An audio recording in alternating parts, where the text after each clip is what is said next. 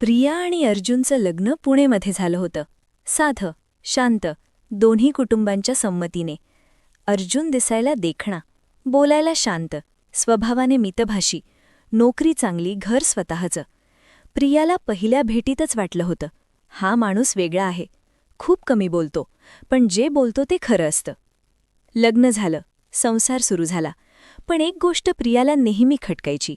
अर्जुन कधीही भूतकाळाबद्दल बोलत नाही. शाळा कुठली होती विचारलं तर विषय बदलतो. मित्र कोण होते विचारलं तर हसून सोडून देतो.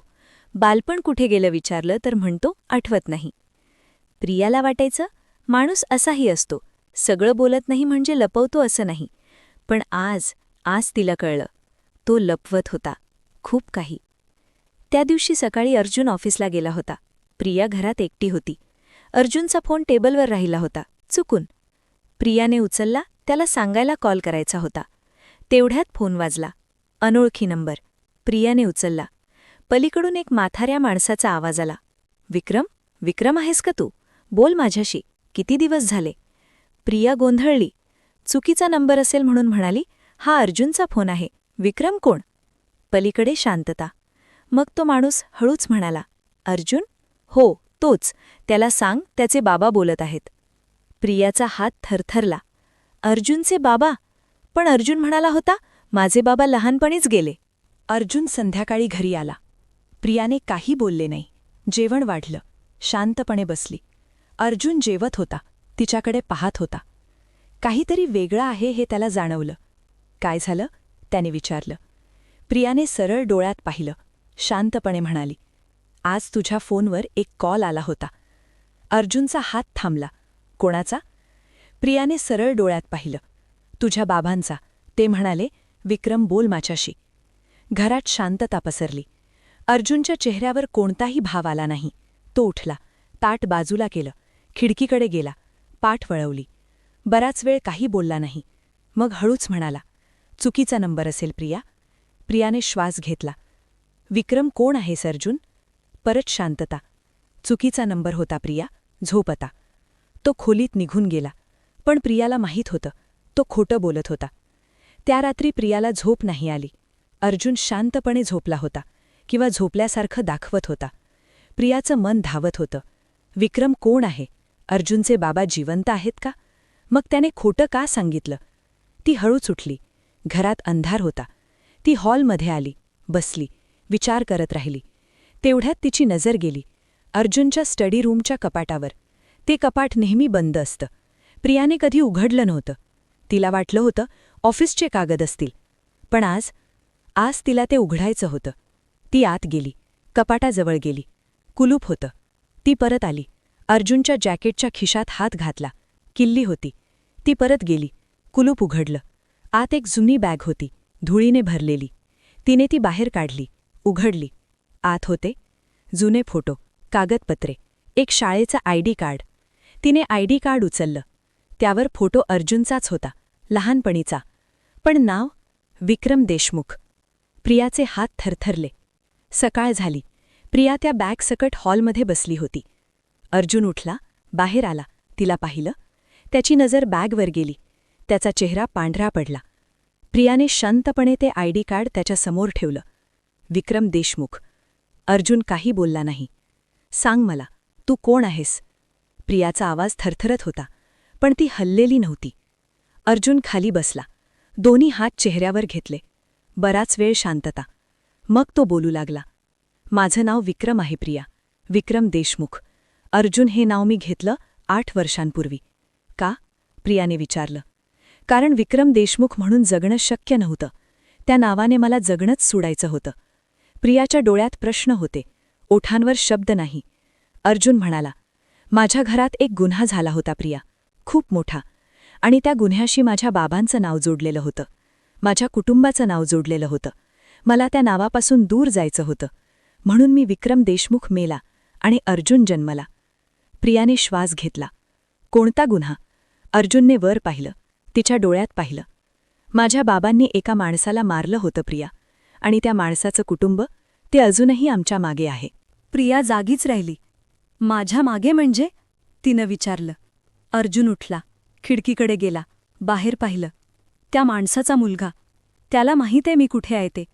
तो वर्षानुवर्ष शोधत होता. आणि आता? तो थांबला. आता काय? प्रियानं विचारलं. आता त्याला माहीत आहे माझं नवीन नाव, माझा पत्ता आणि... अर्जुनने वळून पाहिलं. तू कोण आहेस ते? प्रियाचा श्वास अडकला. म्हणजे मला पण धोका आहे? अर्जुन काही बोलला नाही. त्याचं मौन उत्तर होतं. प्रियानं डोळे मिटले, श्वास घेतला, मग उघडले. तू मला लग्नाआधी का नाही सांगितलंस? अर्जुनच्या डोळ्यात पाणी आलं. कारण तू निघून गेली असतीस. प्रियानं त्याच्याकडे पाहिलं. मग शांतपणे म्हणाली, आणि आता मी जावं का? अर्जुन काही बोलला नाही. तेवढ्यात दाराची बेल वाजली. दोघेही थांबले. अर्जुनचा चेहरा बदलला. तो हळूच म्हणाला, प्रिया, आज जा, आत्ता, आणि दार लाव. कोण आहे बाहेर? अर्जुनने तिच्याकडे पाहिलं. त्याच्या डोळ्यात आज पहिल्यांदा प्रियाने एक गोष्ट पाहिली. भीती, खरी भीती. तो म्हणाला. तो आला. प्रिया आत गेली. दार लावलं. बाहेर अर्जुनच्या पावलांचा आवाज, दार उघडल्याचा आवाज. बाहेरून एक थंड आवाज आला. विक्रम, किती वर्षांनी भेटतोय? अर्जुनचा आवाज शांत होता, पण आतून थरथरणारा. तू इथे काय करतोयस? तो माणूस म्हणाला, तुला माहीत आहे मी का आलोय? माझ्या बाबांचा हिशोब बाकी आहे. माझ्या बाबांनी जे केलं त्याचा संबंध माझ्याशी नाही. तो माणूस हसला. थंड हसणं. रक्त रक्ताची किंमत चुकवतं विक्रम, हे तुला माहीत आहे. प्रिया आत बसली होती, श्वास योखून. बाहेर शांतता. मग अर्जुनचा आवाज आला. माझ्या बायकोला यात ओढू नकोस. तो माणूस म्हणाला, ती आधीच यात आहे विक्रम, तू तिला इथे आणलंस तेव्हाच. परत शांतता. प्रियानं हळूच दार किलकिलं केलं. बाहेर एक उंच माणूस उभा होता. चेहरा थंड, डोळे तीक्ष्ण, आणि त्याच्या हातात एक जुना फोटो. प्रियाचा फोटो. प्रिया बाहेर आली. दोघांनी तिच्याकडे पाहिलं. अर्जुन म्हणाला, आज जा प्रिया. ती हललेली नाही. तिनं त्या माणसाकडे पाहिलं. तू कोण आहेस? तो माणूस तिच्याकडे पाहत राहिला, मग म्हणाला, माझं नाव रोहित आहे, रोहित पाटील, आणि ज्या माणसाने माझ्या बाबांचा जीव घेतला तो या घरात राहतो. प्रियाने अर्जुनकडे पाहिलं. अर्जुन खाली पाहत होता. रोहित म्हणाला, तुझ्या नवऱ्याच्या बाबांनी माझ्या बाबांना मारलं, पण शिक्षा कोणाला नाही झाली? कारण यांच्याकडे पैसा होता, वकील होते, आणि माझ्या बाबांना न्याय मिळाला नाही. प्रियाने श्वास घेतला. मग म्हणाली, यात अर्जुनची चूक काय? त्याच्या बाबांनी केलं, त्यानं नाही. रोहित हसला. चूक त्याची नाही, पण या घरातून मला एक गोष्ट हवीये. काय? प्रियानं विचारलं. रोहितने अर्जुनकडे पाहिलं. सत्य, सगळ्यांसमोर. तुझ्या बाबांनी काय केलं ते जगाला सांग. माझ्या बाबांना न्याय दे, एवढंच. तिघे घरात बसले. बराच वेळ शांतता.